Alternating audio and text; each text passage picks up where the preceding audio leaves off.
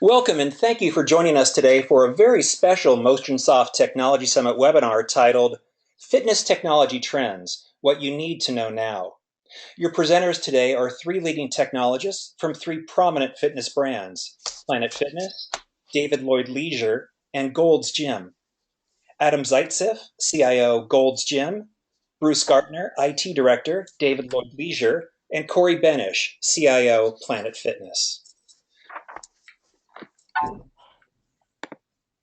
My name is Todd Tweedy. I'm based at Motionsoft's corporate office in Rockville, Maryland. I'll be your moderator for today's webinar and your co-host for the Motionsoft Technology Summit.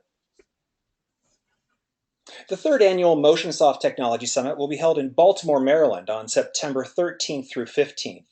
The Technology Summit brings together some really smart people from some amazing companies to discuss the challenges and opportunities of technology in the fitness industry.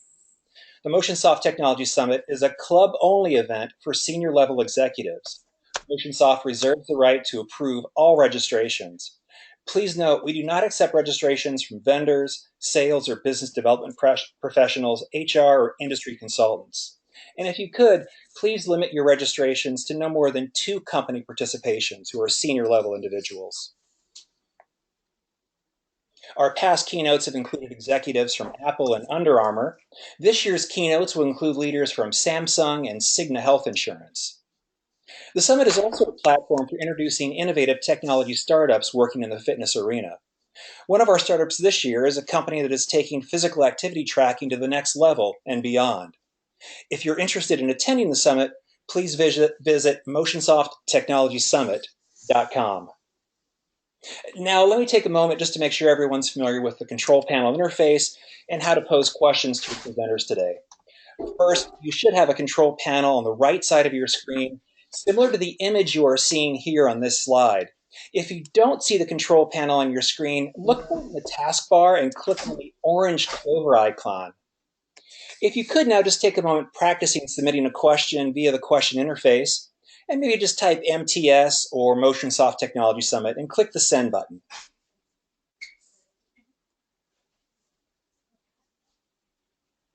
Excellent. Thank you, Rob. I appreciate it. Seems like you guys have this down pat. No worries. Finally, I want to let you know that a Q&A session with your presenters will be held at the conclusion of their presentations. I'd like to remind you that this webinar is being recorded. Your microphones are muted, but again, you'll have the ability to ask questions via the question interface we've just reviewed. After your webinar concludes, you'll be sent an email with a link to view this video recording. As we prepared for this webinar session today, the CIO Roundtable that will kick off the Technology Summit in September, the panelists wanted to create a roadmap for the attendees to utilize as you start to address your own technology challenges and opportunities in your own clubs. Together, the panelists decided to approach the situation the same way they would in their own businesses. First, by examining whether or not technology innovation and trends were straining customer and supplier relationships. And second, a disciplined methodology to assess new technology from a build or buy perspective. Finally, the panelists also wanted to touch on technology trends that will be explored during the 3-day Technology Summit and share some of their key takeaways.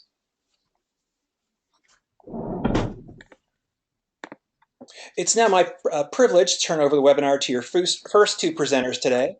Bruce Gartner, IT Director of Lloyd Leisure, and Adam Zaitsev, CIO, Gold's Gym, as they examine whether new technology trends are straining customer-supplier partnerships. Adam and Bruce, welcome to the Motionsoft Technology Summit webinar series. Thank you, Todd, very much. I'm Bruce Gardner. I'm talking to you from London. Good evening from London. I'm the IT Director for Lloyd Leisure. For those of you who don't know us as a business, we have 93 clubs across the UK and in Europe. And I particularly wanted to share some thoughts with you on how new technology trends are affecting the supplier-customer relationship. And I particularly wanted to do that with Adam, who in a previous life was actually one of my suppliers and did an excellent job in working with us to transform what was a difficult relationship. Now, with all customer-supplier relationships, I've always taken the perspective of the customer first, as we do with our members in our clubs. And the key thing for me is that I'm paying a supplier a lot of money to deliver a service for me, and I know what they're supposed to be doing. I want them to understand what good looks like, and they need to hear that from me directly. And they also need to understand that if they let me down, they very much are going to let my business down. And the relationship that Adam and I had was very much around our membership system. Obviously, in any business like ours, the membership system is absolutely key, especially when, in our case, we take £23 million in subs each individual month. Adam. Yeah, so from a supplier perspective, good afternoon, everyone. Adam Zaitsev with Gold's Gym. The thing that we had our relationship with Jonas subsidiary of SDA when we were supporting David Lloyd Leisure was, we had a perspective that, we are the domain experts in our field. And I think that was one of the issues that maybe we had going for us positively, but also negatively in our relationship with David Lloyd before Bruce and I kind of took over in our respective positions. So our perspective was, hey, let us show you what we know and how we can help you with your business because we know better than you. And whether that was right, wrong, or indifferent, that was what was going on during the relationship there. Another perspective we had was that, at the time, the former management that ran that business before we acquired it said, you know what, you got a great deal from us. You hammered us down, you got good pricing, lots of extras thrown in, and now I need to go sell another one to another set of clubs because we've got to go make up for that. And there was a perspective in that relationship, and that was really hindering how we were managing the relationship and making the decisions that we felt were right for us, but maybe not right for the customer. And the other perspective was they kept coming back to the well, right? We already gave them a great deal. Now they're coming back to the well for more. The customer, before Bruce and I took over, David Lloyd was really demanding a lot more from us, more and more for the same price without paying more. And I think we've all been there as operators. There was a lot of mind changing going on. Hey, let's start here. 6 weeks later, no, let's do this. And really having our team starting projects and then stopping. There was always the mindset from a standpoint of coming back to the well saying, you know what, annual maintenance, that's great, but we want to pay less and less for that annual maintenance and support, even though they were asking us to do more and more. And then as club operators, I think we know, and we always think that, hey, you know what, we're who else? You don't have any other clients. We are your only client. And so you should be at our beck and call all the time. And as much as we'd love to think that as club operators, back from the supplier perspective, that's obviously not the case. But that was what was going on there, and that was causing rifts. So from my perspective, when I first, in fact, before I first met Adam and I first joined the business, I was told by my team of a history of failed software delivery. They were paying these guys a lot of money, as Adam mentioned, and we needed software delivered frequently. We needed improvements. We needed member-facing changes made. The software was perceived to be expensive. When we looked at it at an in-club level, the cost was quite high, and actually there was a lot of requirements from our clubs of how they want to use the software, and it was perceived to be inflexible. Whenever there was a change that came out, I would get calls from general managers of clubs saying, this software isn't delivering what we want, and we really need you to make some changes to it. And we had a previous vendor owner who was highly inflexible and egotistical, I think are the words that we have on the slide, but which meant that he had a very strong view as to exactly how things should work and couldn't understand why we as a chain of 93 clubs would differ with him, but we did. Yeah, and from our perspective, when Bruce and I came in sort of at the similar time frames, he came in a few months after we took over the business, and we had sort of an acting perspective, but from the vendor side, there was, like we said, a history of never-ending demands on our time, and providing whether it's custom software development, as it says there, or just bespoke, engineering and things of that nature to support David Lloyd, and it resulted in a lot of failures because of the fact that we didn't have the resources. When we took over the business, they didn't have the resources to do that. So that's the first piece. The custom piece, like I said, always asking for custom functionality, and it's very hard when you have, as a vendor, a big customer, and there are a lot of big people on this call in terms of large clubs, and there's some smaller operators and people who want custom things but aren't willing to pay for it, either a little bit or not at all, makes it very difficult in that regards. In addition, they had multiple vendors at the time. If we just go back a slide there, Todd. Multiple vendors there that managing their infrastructure kind of led to a lot of finger pointing, right? Where they had someone managing their environment, their infrastructure, the software in that environment was someone else, and then we were managing our piece of it, which was the club management software. And I think that because we had done a bad job prior to acquiring the business, all fingers always ended up pointing to us, even if it wasn't quite our fault, because there was a history there of making a lot of mistakes and really hurting David Lloyd's business. And as Bruce alluded to, inflexible and egotistical is probably a nice way of saying it, but we found that it would always come back to that, right? That was a hard thing and something that needed to change. Is David Lloyd would always come back to the fact that, hey, the person you bought the business from was inflexible, didn't really want to hear anything, just had his way of doing things, and it was his way or the highway. And sometimes that was used to gain an advantage in the relationship going forward, and that had to change as well. So having been in the business for a short while, what was really good was to meet Adam, who was a senior leader of Jonas at the time, and someone who I felt that I could believe in. That might, I'm sure, buy me a beer when I'm over in Baltimore later to thank me for that. But what was really really helpful was to have somebody who actually really did come and take my point of view, understood how things were going to work within David Lloyd, and was actually on a personal level someone who I could trust. We kind of built on that by doing a sequence of small things. So we very quickly wanted to try and deliver some quick wins into the business, fix some things that hadn't worked for a while, improve some performance issues, and also bring some commercial flexibility. I mean, one of the great things that we did was, rather than get the contract out of the drawer, which is always a last resort, is we just said, hey, look, let's just forget that for a couple of years. Let's just write a letter, put into that letter all the different components that we need to do, put a price at the end of the letter. It's all on one page, and we can then we can move on, and we can put the contract to one side in the short term, and all of that together, we helped to restore our faith in that business, and that was all based on personal relationships and on building that up. Yeah, to echo that, for us, really what it boiled down to was, number one, we had to have the leaders aligned at the top, and they surely were not prior to the two of us coming around. They were butting heads all the time. They couldn't even be in the same room. It was very difficult. So building a strong relationship with Bruce, between myself and my right hand who ran the business, really helped. And for us as a vendor, and I think for the club operators on the call, the thing to remember is try to be realistic with deliverables with your vendors, and this is what we had to come back and do. Come to a mutual agreement. We all want things, and Gold's is no different than any other club. We all want things. We all want them as fast as possible to help benefit our business. But having mutual agreement on some realistic deliverables, not only that, but also in a manageable time frame. You could be realistic with what you want, but if you want it yesterday, it's not going to work. So we were able to iron that out, and that really worked. As Bruce said, the business terms made sense for both of us. We ended up having to, be careful and be a little more flexible with the costs for our long-term maintenance that we charged David Lloyd. But at the same time, David Lloyd said, okay, we will agree to pay you a little more because you're doing a lot of bespoke custom work for us, and then we know that's not what you do every day. So that was helpful. And the last one, as silly as it may sound, because of the relationship of this size and because of the critical nature of club management software, there was a lot of people on both sides who've been working together for a number of years, who had some animosity towards each other for no other reason than it was just us versus them. And so we had to get out there and do some team bonding. And because it was the UK, everything in the UK revolves around the pub.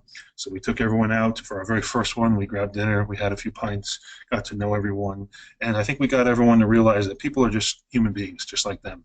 And when you're in that kind of a very tight kind of a relationship that is a little contentious, having that ability to go out there and realize that this guy has a couple kids like I do, and they do this on the weekends, and they're a bad golfer just like me, and all those things, it made it really helpful. People got to really like each other. They didn't have to be best friends, but they got to like each other. They built a little more mutual respect, and it absolutely helped. We did it a few times over the course of the first year, and it really helped the relationship between vendor and club operator.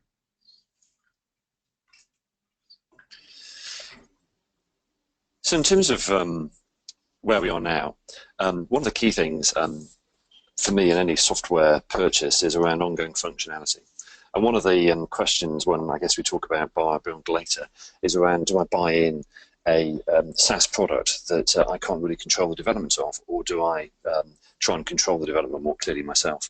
And for us, in terms of where we are with the product and where we are in our relationship, I think it's important that we always have a clear understanding of what that functionality roadmap is. And that was one of the things that we built on, has continued since Adam has left. Faith has been restored in both organisations. We've both got a referenceable relationship, and we're we always, as a customer, are delighted to reference our suppliers and give them a glowing reference when they do a good job for us. We've recently signed a long-term contract. All of this is post Adam leaving, and from STA's point of view, they've got some revenue and spend secured from us going forwards.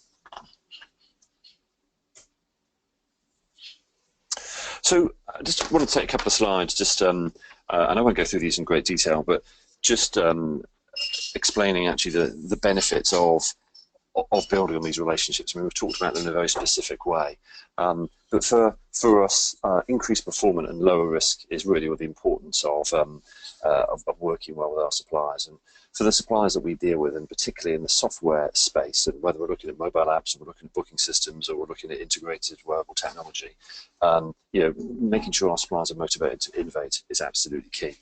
If you can just flick on to the next slide for me, Todd, that would be great at this point.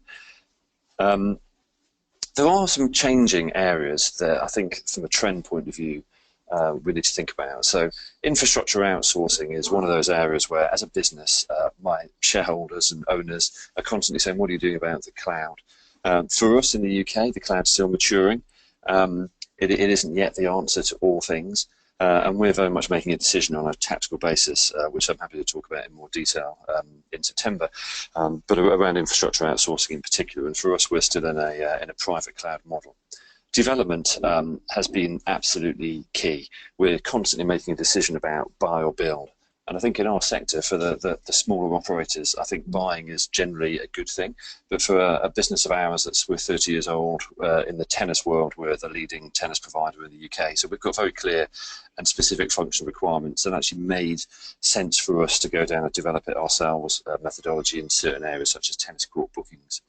But that drives its own issues with maintenance and support, and you put together a still immature cloud environment and bespoke development, and that does make maintenance support somewhat difficult, and something that we're still working through and we're looking to learn on.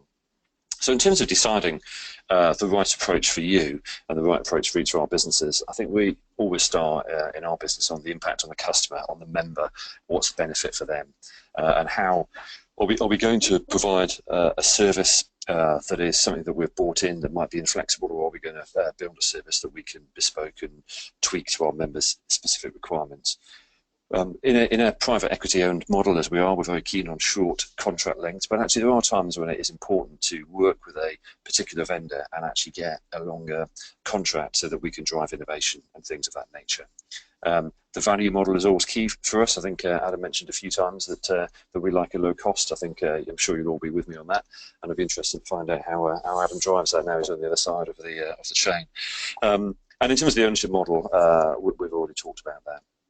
So I think it's important as well to realise that not all supplier relationships are the same. And within a portfolio of products and in portfolio of spend that you have, you may have a whole range of different ones. And we work with our procurement team quite strongly to try and work out where each of our partners are on this particular chain. So have we got somebody that is a real partner we need to collaborate with? Have we got someone who's a particular strategic help to us? And probably right now that would be some of our equipment manufacturers and looking at wearables, because we're going to have to deliver a solution that works well over a long period of time. Or whereas we're looking at infrastructure and buying equipment, and that's very much more transactional. So I think it's very important in each area to work out exactly where your relationship needs to be and to be clear on that. And finally, we've got a slide here on 7 tips that we've worked on internally for trying to build good supplier partnerships. Suppliers always like to be paid. They're very keen to be paid on time. But I think probably the most important one of these that I would set out is setting clear, achievable goals and defining success. So often a very honest and realistic conversation has to be had around what success looks like for us and what success looks like for the partner, and trying to get those two things aligned is absolutely key. I'd also draw your attention to 5 and 6. Don't blame your supplier straight away as a reaction, and do make friends. I think we're still very much in an environment where building relationships and we're on this earth for a very short time. Working with people that we don't like to work with isn't a good idea. And I'm a strong believer in making sure that you can actually work well with the people that you work with. And finally, train them to know what you need. That links back to the second point about being clear on what the objectives actually are. And that's it for me. And I think that's it from Adam. Well, Bruce and Adam, thank you so much for your presentation. Attendees, this is your chance to pose your questions to Bruce and Adam. If you could please use the question interface inside of the control panel, and we'll get to your questions here momentarily. It's now my privilege to introduce Corey Benish, CIO of Planet Fitness. Corey will be discussing his methodology for evaluating new technology from a build versus buy perspective. Corey, welcome to the Club Collaboration webinar series. Thanks so much, Todd, and I appreciate the opportunity to be here this afternoon, and good afternoon to everyone on the line. Just by way of background, as Todd said, I am Corey Benish. I am Chief Information Officer of Planet Fitness. We are now over 1,100 locations and about 8 million members. And so, we are a large organization and faced with this buy versus build question often. I think Bruce and Adam hit on some very critical points, and where I want to start with is some perhaps not truths, but some acknowledgement on where the industry is evolving and how we see the introduction of technology in the space. I think the clear headline here is technology is accelerating, and particularly in the health and fitness space. We're seeing it enter this space at a pace that has never been seen before.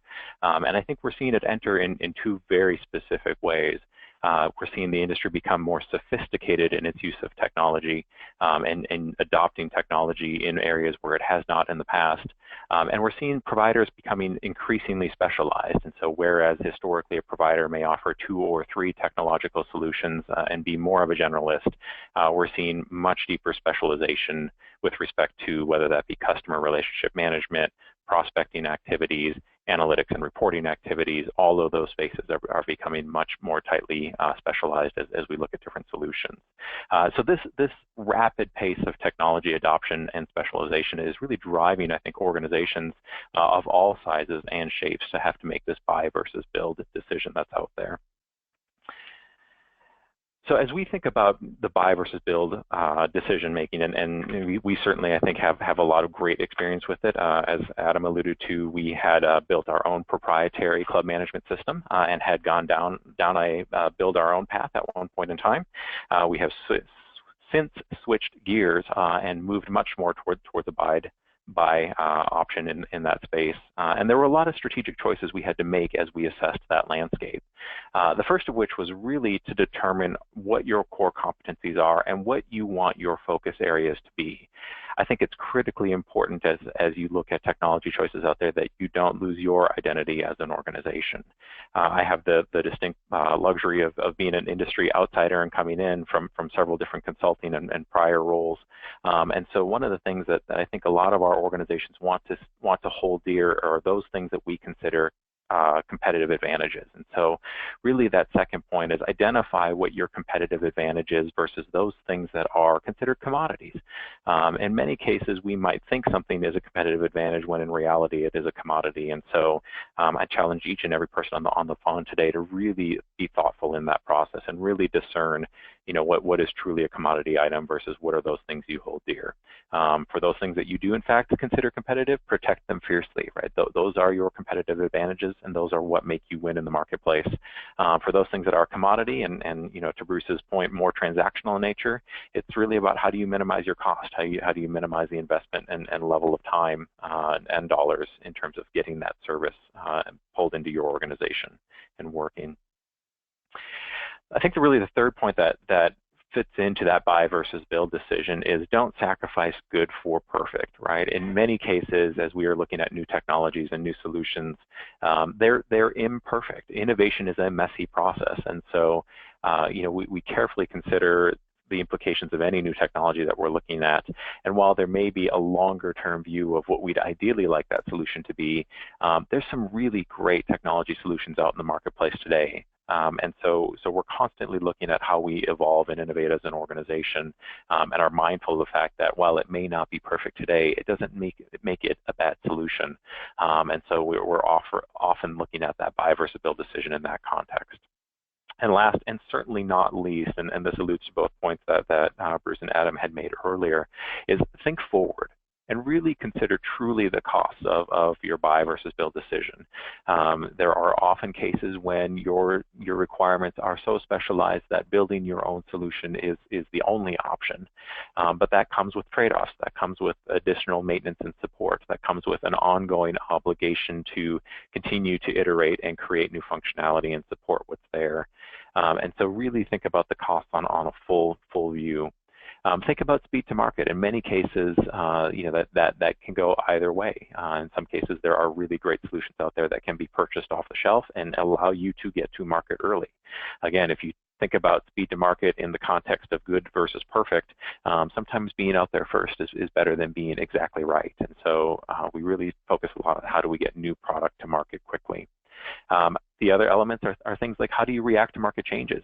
We all live in this rapidly evolving industry, a rapidly evolving regulatory environment, and so there are oftentimes needs to change very, very quickly. And if it's not your core competency to develop, oftentimes it is somebody else's. And so that buy versus build decision can often skew based on that.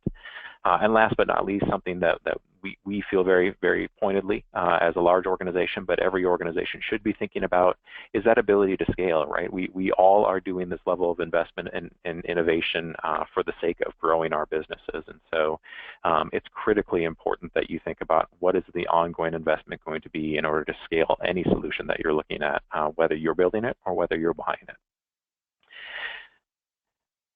And I think, Todd, that brings us through some key framework elements on buy versus build. Hey, Corey, thank you so much for your overview of your methodology for buy versus build. Attendees, this is your chance to start composing your questions for your presenters today. We're going to do a slight transition now and start talking about some technology trends and getting some key insights from our presenters. We'll begin with connected fitness equipment. And Corey, I'm curious, as you look at connected fitness equipment, and specifically your point, don't sacrifice, good for great. How important is connected fitness equipment to your organization? And are you concerned at all that you're, kind of maybe going to miss the opportunity if you don't move, quick enough compared to other competitors? Yeah, I appreciate the question, Todd. I think connected fitness is a reality that is in the marketplace today. I do see, and I think you can look at any of the equipment providers and see that level of connected fitness and again, the introduction of technology. I think it's driven by obviously a number of factors. Certainly what our member and consumer expectations are going forward. They are looking for an entertainment experience on the equipment. They are looking for being able to consume their streaming, audio, video, or otherwise on the equipment. And I think they're really looking for, how do you think about getting credit for the work that I do inside of those four walls? And I think it's not only about connected fitness equipment. I think it's also about things like wearables and how those interact together. So, I think we're constantly assessing that landscaping and understanding, where do we see our members and our consumers wanting to react, and how do we meet their needs in the best way possible. Bruce, I'm curious on connected fitness equipment and looking at your perspective of the industry from a customer first perspective. Knowing that customers or members are only in the gym for a very short period of time, how are you looking at, or what strategies are you looking to deploy to connect with members outside of the club? So a very good question, and I think I was really interested in Corey's response around listening to your members and understanding what they want. And indeed, we have a number of different member types that want different things, right from we have a very aging member base in the tennis community that actually don't particularly want to engage when they're outside the club at all, through to the newer generation who very much want to be online all the time. The challenge that we have is, and where the connecting and integration comes, is that a number of our members have already picked some applications, mobile apps, and also your wearables that they have already their own little ecosystem. And the question for us is how we add value to that rather than get in the way of that.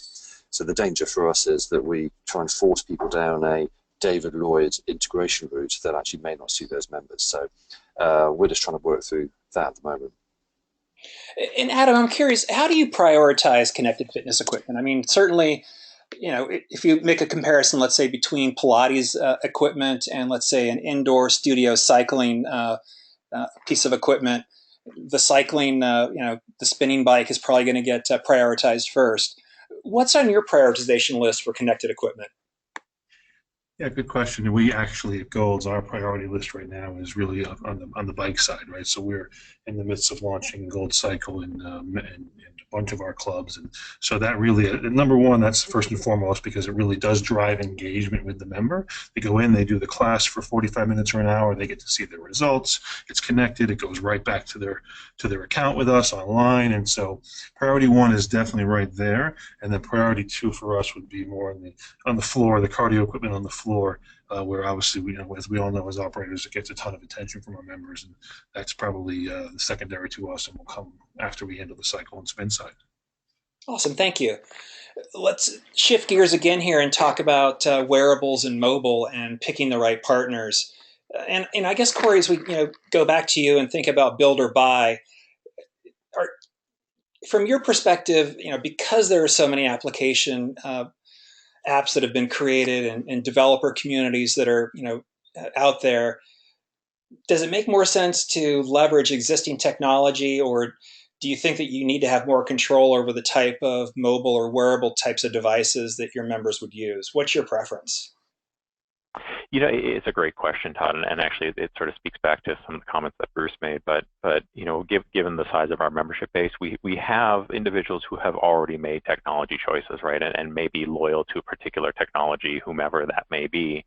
And so the great challenge that we really face is how do you integrate all of that technology, and how do you bring that to bear such that the member retains control of the choice.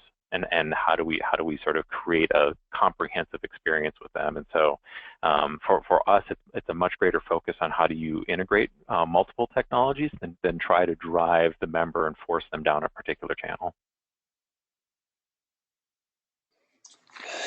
And Bruce, let me turn to you for a second. I'm curious, what's going to be the center for mobility? What device type do you think will be required to facilitate the types of interactions that you hope to have with your members? Is it going to be a heart rate strap? Is it going to be a cell phone? Is it going to be a watch? What do you think? We think at the moment that it's probably more likely to be cell phone based, mobile based, as we would say in the UK. So that the challenge with wearables, as Corey mentioned, is there are so many different ones out there, and an integration strategy will work. What we know from our membership base is that something like 75% of them have an Apple smartphone, and something like 24% of them have an Android phone, of which there are multiple versions. So for us, engaging with Apple Health Kit and Apple Watch, and actually delivering a platform that works in that environment is very much the right approach for us. And increasingly, a number of the other devices are going to integrate into that platform in any event.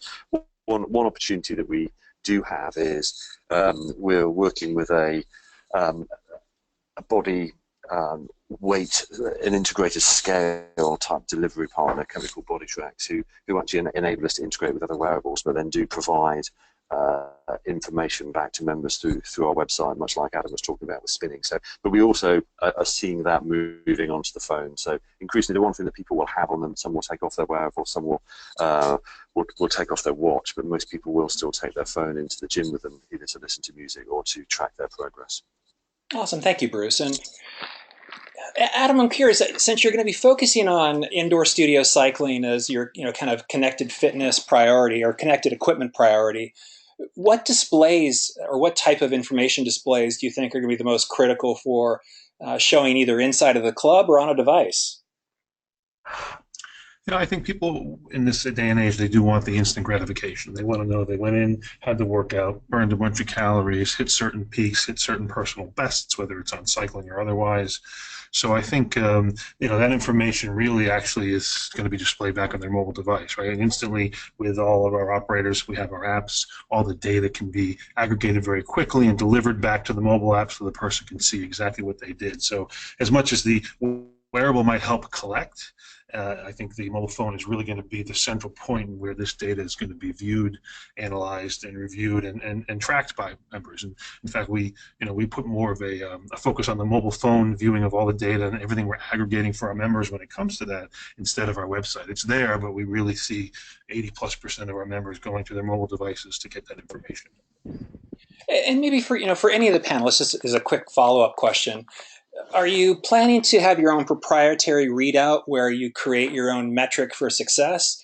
Or are you going to use standards that already exist, whether it's watts, calories burned, distance, or whatever metric you decide to display?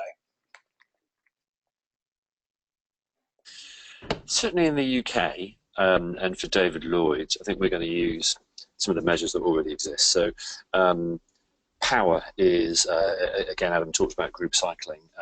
For us at the moment, power is the big driver in group cycling rather than calorie burn. Most of our gym users understand calories, and increasingly we're moving people to understanding power outage and wattage in some way, shape or form. What we're absolutely not going to do is create our own metric, which gives you a score of 41 or something. 41 watt is always the sort of question that we struggle with. So we're definitely going to use a more commonly used metric. Yeah, and I would concur. I would agree that we're not going to be using anything other than what people are used to. If you keep it quite simple for the member and give them information they can understand and digest, and they can delineate between where they were and success, then I think that's going to make it very easy for them. Awesome, excellent, thank you. And let's turn to customer engagement. And Adam, I'd love to get your feedback on, how are you going to trigger individuals to come to the gym more often using connected fitness equipment or physical activity tracking or the devices that we've talked about, mobility and wearables? What's going to keep the customer or the member coming back to the gym or to get them to come in more frequently? Good question. And I think we are actually at Golds, we're in the middle of trying to determine our long-term strategy as it relates to that. And I think one of the things that we see as it relates to engagement is that wearables, mobile apps, all of the things you see here on the screen and that our members are using are great to give more information, more insight, more education to our members on what they're doing, how their health, how are they achieving their health outcomes, are they sticking to them, etc.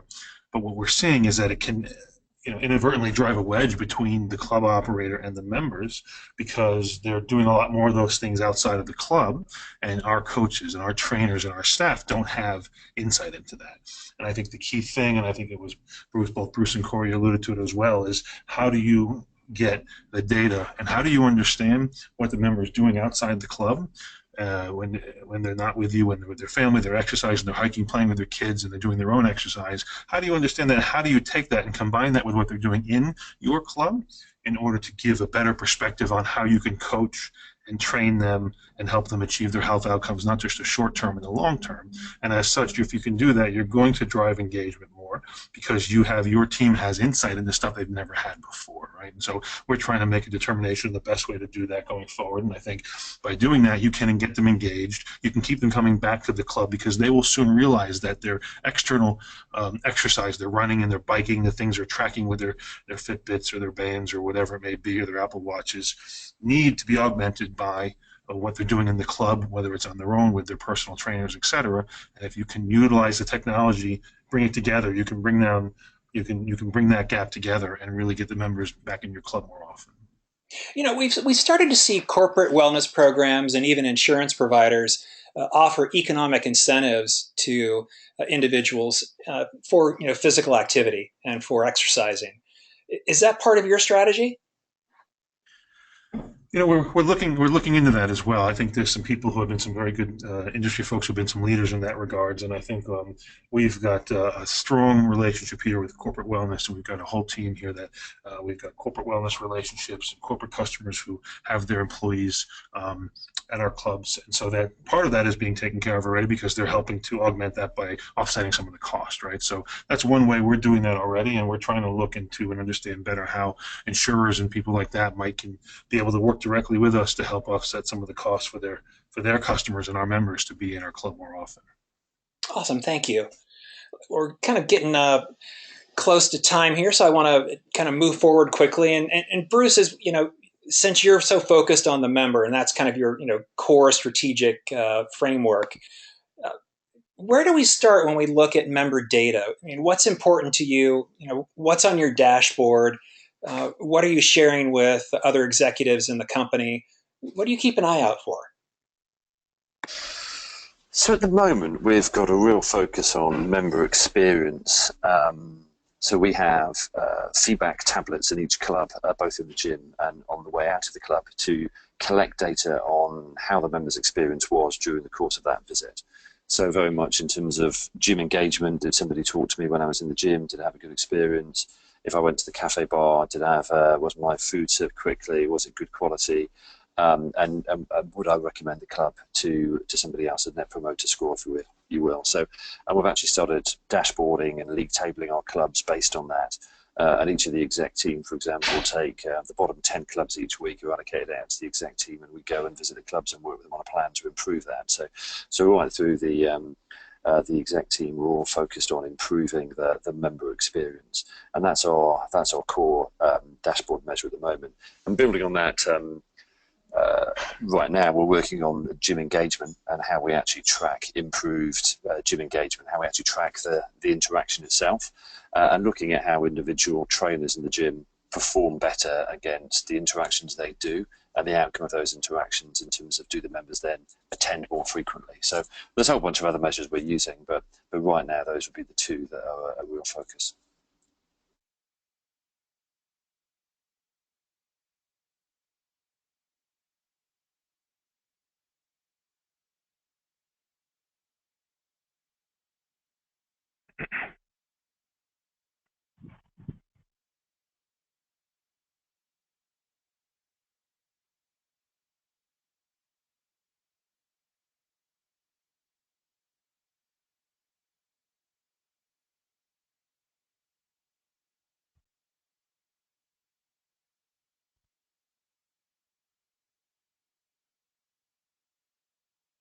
Oh, I'm sorry. I hope, can everyone hear me now? My apologies.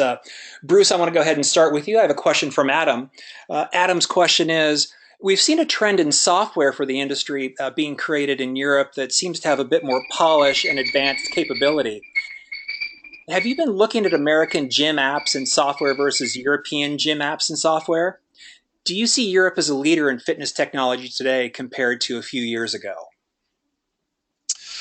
Adam, great question. So I was over at URSA, not this year, the year before, and expecting to see a lot more advancement in the US than we had in Europe. And I didn't see that. I think there is I think we've upped our game a little bit more in Europe, and there is a lot more polish. Certainly, with relation to ourselves, we didn't find a mobile app for bookings, group exercise bookings, for example, that we felt comfortable with, that gave a sufficiently good user experience. And actually, we've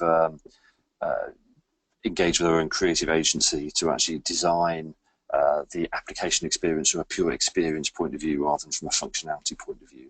And I think one or two of our competitors have also been doing the same thing. So I think there has been a real move forward in the UK, but it's one of the reasons that I'm really excited about the summit in September, just to come over and see what is new and what is working well. Thank you, Bruce. Adam, I have a question from Adam. And Adam's question is, how do you tackle challenges when building or buying member or staff-facing technology when it comes to franchise scaling? Do you vet platforms delivery across your franchise model? Yeah, great question, Adam.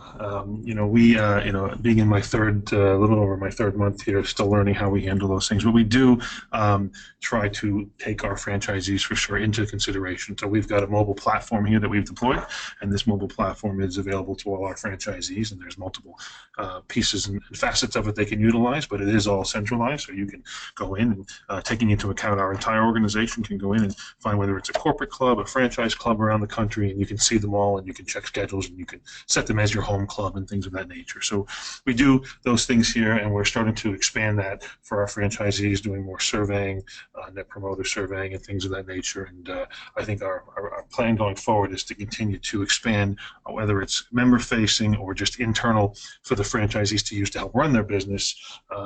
We are looking to continue to try to deploy more solutions that will give them the option to be part of it and utilize it to leverage what we've done, whether it's negotiation, functionality, or otherwise. Thank you, Adam, and thank you, Adam. My next question is for each of the panelists. It's from Stuart Goldman with iClubs, and Stuart's question is, With technology changing so rapidly, what three types of technology are essential for a fitness center to have right now? Corey, would you mind going first? Sure, I'd be happy to, Todd. I think there's really sort of three critical technologies that exist out there. First and foremost is obviously a very strong club management system that really meets the needs of your business, that helps you guys what it is that you want to offer to your membership base every single day. I think that's perhaps obvious, and it's obviously table stakes. But then I would suggest wrapping that with two other very critical pieces of technology, one of which I would deem customer relationship management and digital engagement as a category, because I believe the membership and our consumers today are expecting a very personalized level of engagement with their club. They want a sense of community within those four walls, and they want to be targeted to in a very specific way as opposed to in generalities. And so I think a very good CRM solution is critical to success. And then really the third piece that I would underpin a complete solution with is a strong analytics engine to help assess is what you're doing in the club management system for your marketing offers, in engaging your members, being successful. Are you achieving the strategy? And so the only way you can truly answer that question is having a strong analytics engine to help actually pull the data together and provide you some of that insight. Bruce, let me ask you, what types of technology are essential for your clubs? Okay, so I'm going to agree with Corey. The club management solution is absolutely key. What I think what's changed for us is rather than having the club management solution be the integrated solution and have everything in one place, we've taken the decision to really hold that down to the type of packages we sell and the way that we collect our cash. But I think it's absolutely key and is ticket to the game for anything else. So the other two that I'd mention, really, I've already mentioned member feedback, which for us is absolutely key. So having a way of collecting member feedback, how are they enjoying the product, how are they engaging with the product, what do they think of your teams, so that you know if you're actually doing what your members want, would be absolutely key for me. And finally, we've spent a lot of time working through how we make all our services and facilities easy to access. And again, that's very much table stakes now, but it's still in an environment such as ours, where we actually have quite a lot of facilities, from swimming to children's classes to hotels to temp and bowling. Actually enabling all of those to be bookable online and to be tracked is quite a big step for us. So, but I think access to your facilities online from your members is absolutely key nowadays. Adam? Yeah, not too much more to add there. Obviously, the club management software is key. I think one other thing I would say is because the consumer is just so used to the mobile app, and even though it is table stakes now, I think to take it to the next level is just really drive a lot more engagement to that mobile app by integrating more things, whether it's scheduling, whether it's results from things like cycle and other classes that you have, whether it's information on marketing, whether it's being able to listen to the now when you're on the cardio equipment and you can go to that module and just listen to the TVs over the Wi-Fi through your headphones. Just, I think that's a real key piece. And although it sounds like table stakes, I think people need to take it to the next level, because mobile apps aren't going anywhere and people become much more reliant on them. And I think everyone on this call would agree if they took their mobile apps away just for one day, they wouldn't even be able to function because it drives so much of their day. So I think people need to continue to be focused on that and continue to focus on how they can enhance that integration with other pieces of their business and other technologies into their mobile apps to give the member a better experience.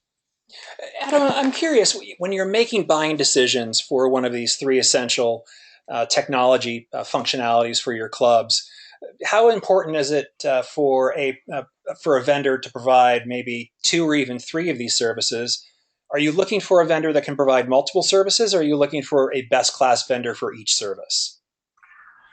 That's a good question. I think in this day and age, and I think Corey alluded to, make sure it's good, but it doesn't have to be great. Like, as long as if they can handle a good portion of certain things, like in NetPulse or My Gym, who have a mobile app, for example, and they handle a good portion of some things, but they also realize that they can't be all things to all people, and that they need to make sure that they can integrate with other partners out there and other things that are going on, so they can have tiles that are from third-party services and things like that. So I think if they hit a good piece of them, I think that it's great. I don't want to piecemeal 15 different products together into one, because that becomes a little kludgy, but I think the majority of them can be there, and then if they can get your partners to integrate with other third parties, I think that's going to work really well. Awesome. Thanks, Adam. I have a question from Rob, and Rob asks, are any of the panelists using mobile push yet? And if so, what's your experience? Corey, can you start? It's not something that we use today, and it is something that we have discussed. But so I probably don't have the strongest answer to Rob's question there. But I would say, obviously, as it relates back to creating that sense of community, as it relates to how do you engage directly with a member, it's certainly a possibility and a great technology for that type of a use case. Bruce or Adam? Yeah, we have a platform that we're currently integrating. Largely the challenge we have is what do we want to push? So in terms of if we want to push specific messages to members or specific questions to members based on activities they have done, that's what we're trying to integrate. At the moment, the only push messages we can give are based on GPS location, so they're very generic to all members. So very, very early days for us. Yeah, we've done some very early days things. We're pushing maybe once a month. We're pushing new updates in form of news or happenings at the club or some non-salesy just type of informational type things. And in our mobile app, they can see a notification and it pops up. But we're trying not to interfere and become a bit of too spammy with our members. Excellent, thank you. We're getting down to the final moments here, and I want to give the three of you a chance to kind of give some key takeaways for our panel or for our attendees today, so that they can leverage some of your insights and knowledge. Corey, starting with you, I mean, what's the key takeaway here in terms of looking at new technology trends in the fitness space, and what would you recommend to our attendees as they start doing their own strategic planning? So I would go back to some of the earlier points, frankly, which is, I think first acknowledge that technology is a reality and a strong reality in this industry going forward. I would say to, be thoughtful and invest a tremendous amount of time in paying attention to who are the new players on the market space. This industry is evolving so rapidly. We sometimes joke that it seems to be a near full-time job just to keep pace and track of everyone who's now a player in the space. So I would say do a tremendous amount of homework and diligence. And then, again, in terms of not sacrificing, good for perfect, don't be afraid to make some bets here and there, right? Take some small bets and go ahead and take a leap on some technologies here and there.